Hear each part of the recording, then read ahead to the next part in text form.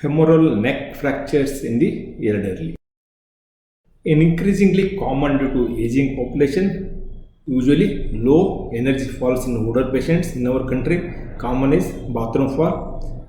25 to 30 patients die within 1 year after age of 60 years. Pre-injury mobility is the most significant determinant for post-operative survival. Radiographs enough for diagnosis and treatment, and higher investigations like CT MRI are usually not required. In selected cases, surgeon can decide and do it. Coming to the treatment, most surgeons believe that internal fixation was the procedure of choice in younger patients, those who are less than 60 years old and with the displaced fractures. Over 65 years, non-displaced fractures can be fixed. Below 60 years, even displaced and undisplaced fracture should be fixed. In fracture neck femur, in older patients above 65 years, for the lucid patients, bipolar or THR, that is some confusion is there.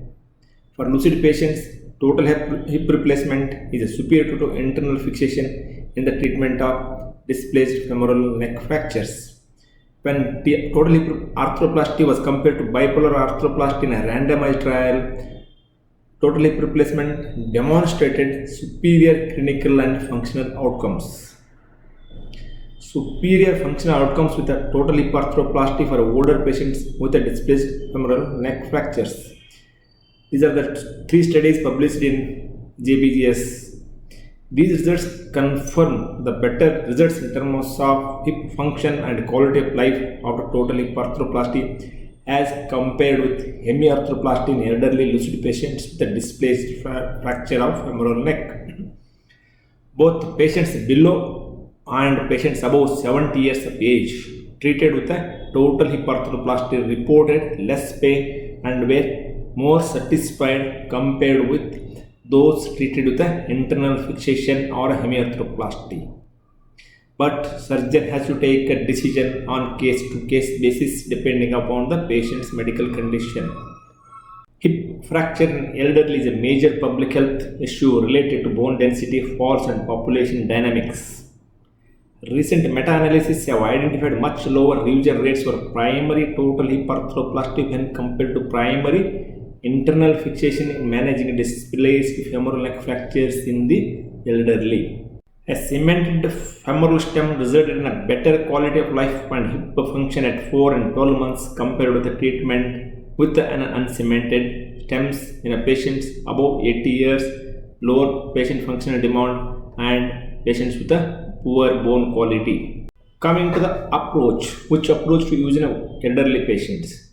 Compared to the anterolateral approach, the posterolateral approach was associated with a significantly increased risk of dislocation in a patients with a femoral neck fractures treated with a hemiarthroplasty. This was published in 2008, but this is not a recommendation, it is a study. If a surgeon is very comfortable with the posterior approach, he can go ahead and do a posterior approach. Primary THR versus THR after failed internal fixation. A secondary THR after failed internal fixation results in inferior hip function compared to primary THR for displaced femoral neck fracture in the active and lucid elderly patient. Conclusion: total hip replacement or a bipolar replacement is a better option in elderly patients. Cemented stem gives a good results. If the surgeon is comfortable with anterolateral approach, better to do with an anterolateral approach. Whatever you do, total hip replacement or a bipolar replacement or a fixation, the mortality rate remains higher above age of 60 years. It is almost 20 to 30%. All the complications should be explained to the patient and relatives.